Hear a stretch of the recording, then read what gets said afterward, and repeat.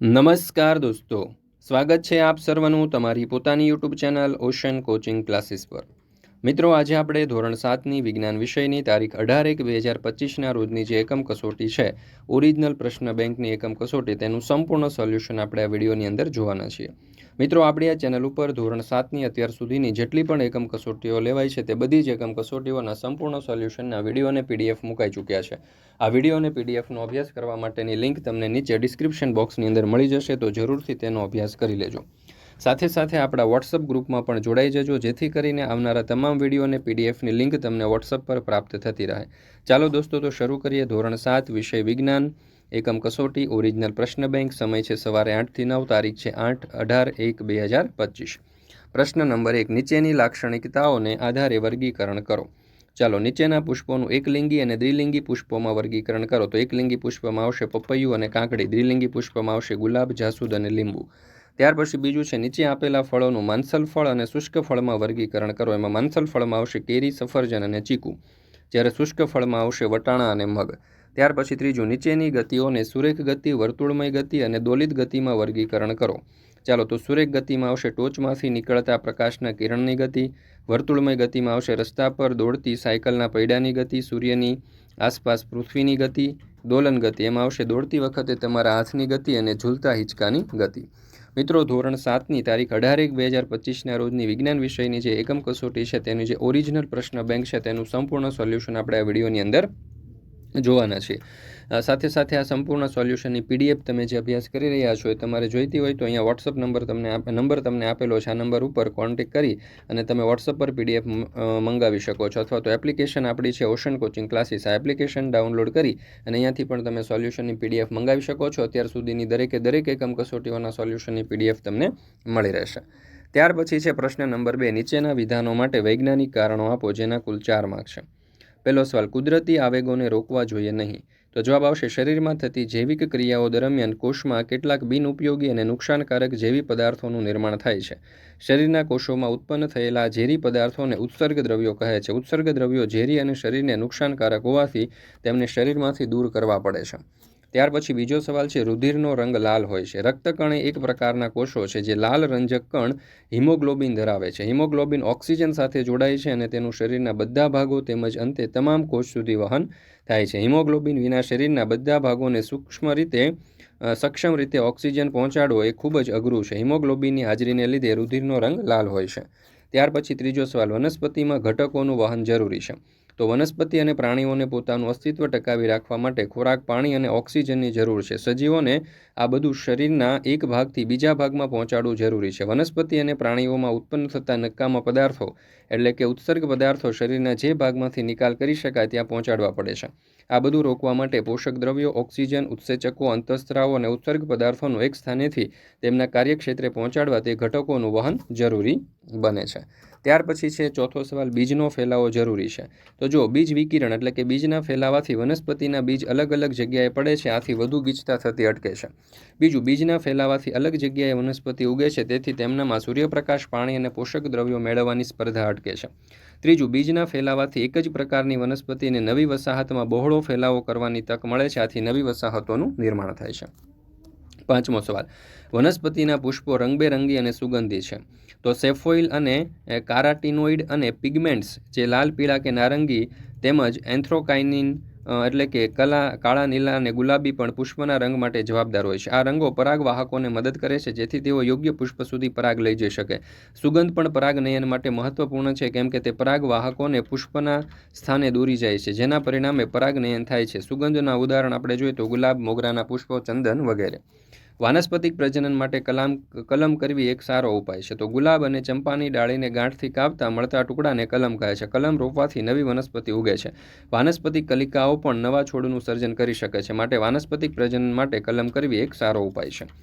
ત્યાર પછી છે પ્રશ્ન નંબર 3, નીચેના પ્રશ્નોના જવાબ આપો, જેના કુલ 3 માર્ક છે। એમાં પહેલો સવાલ, મૂત્રપિંડની સક્રિય અને ઉત્સર્જન તંત્રને સુવ્યવસ્થિત રાખવા તમે કઈ તકેદારી રાખશો?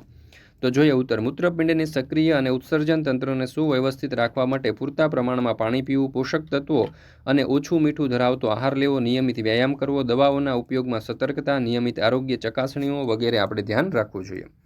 બીજો સવાલ, વનસ્પતિમાં થતા અલિંગી પ્રજનનનો વ્યવહારમાં ક્યાં ક્યાં ઉપયોગ કરી શકાય તે જણાવો.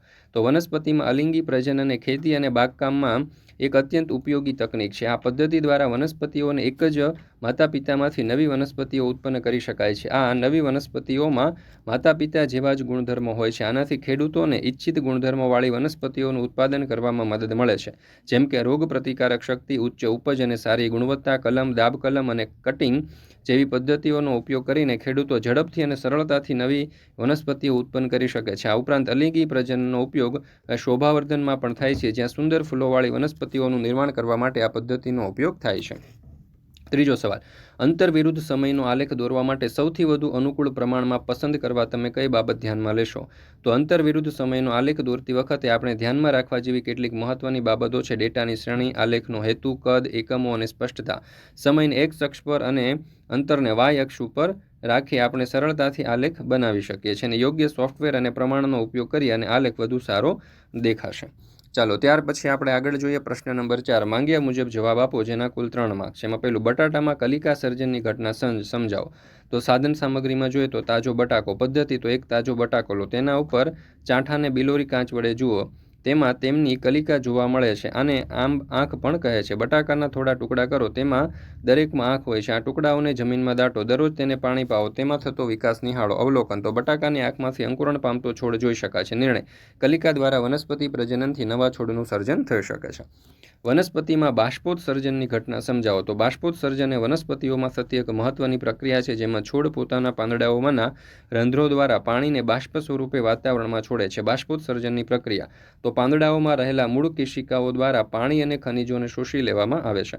આ પાણી અને ખનિજો વનસ્પતિના દંડમાંના વાહક પેશીઓ દ્વારા પાંદડા સુધી પહોંચે છે. પાંદડામાંના રંધ્રો ખુલ્લા હોય છે, જેના કારણે પાણી બાષ્પ બનીને વાતાવરણમાં છટકી જાય છે. અને બાષ્પોત્સર્જનના ફાયદા જોઈએ તો પાણી અને ખનિજોનું પરિવહન, તો બાષ્પોત્સર્જનના કારણે મૂળમાંથી પાણી અને ખનિજોને પાંદડા સુધી પહોંચવામાં મદદ મળે છે. ઠંડક, બાષ્પોત્સર્જન વનસ્પતિને ઠંડક પહોંચાડે છે, ખાસ કરીને ગરમ હવામાનમાં. પ્રકાશ સંશ્લેષણમાં જોઈએ તો બાષ્પોત્સર્જન પ્રકાશ સંશ્લેષણની પ્રક્રિયા માટે જરૂરી પાણી પૂરું પાડે છે. ત્યાર પછી ત્રીજો સવાલ, પુષ્પમાં પરાગનયન એટલે શું? તેના પ્રકારો ઉદાહરણ આપી સમજાવો. તો સામાન્ય રીતે પરાગરજ સખત રક્ષણાત્મક કવચ ધરાવે છે, જે તેને સુકાઈ જતા અટકાવે છે. પરાગરજ હલકી હોવાને કારણે તે સરળતાથી પવન અથવા તો પાણી દ્વારા વહન પામે છે. જીવજંતુઓ પુષ્પની મુલાકાત લે છે અને તેઓના શરીર પર પરાગરજ લઈને જાય છે. કેટલીક પરાગરજ તે જ પ્રકારના પુષ્પના પરાગાસન પર સ્થાપિત થાય છે. પરાગાશયમાંથી પરાગરજનું પરાગાસન તરફનું વહન એ પરાગનયન કહેવાય. જો પરાગરજ તે જ પુષ્પના કે તે છોડના અન્ય પુષ્પના પરાગાસન પર સ્થાપિત થાય તો તેને સ્વપરાગનયન કહે છે. એક પુષ્પની પરાગરજ તે જ પ્રકારના અન્ય છોડના પુષ્પના પરાગાસન પર સ્થાપિત થાય તો તેને પરાગનયન કહે છે. અહીંયા આપણને આકૃતિ પણ આપવામાં આવેલી છે. ત્યાર પછી છે પ્રશ્ન નંબર 5. નીચે આપેલા પ્રશ્નોના જવાબ લખો.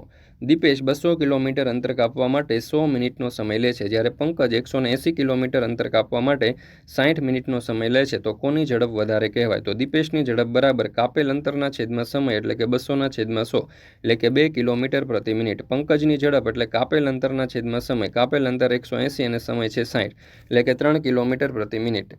પંકજની ઝડપ વધારે કહેવાય. ત્યાર પછી બીજું, વડોદરા અને રાજકોટ બસ સ્ટેશન વચ્ચેનું અંતર 280 કિલોમીટર છે.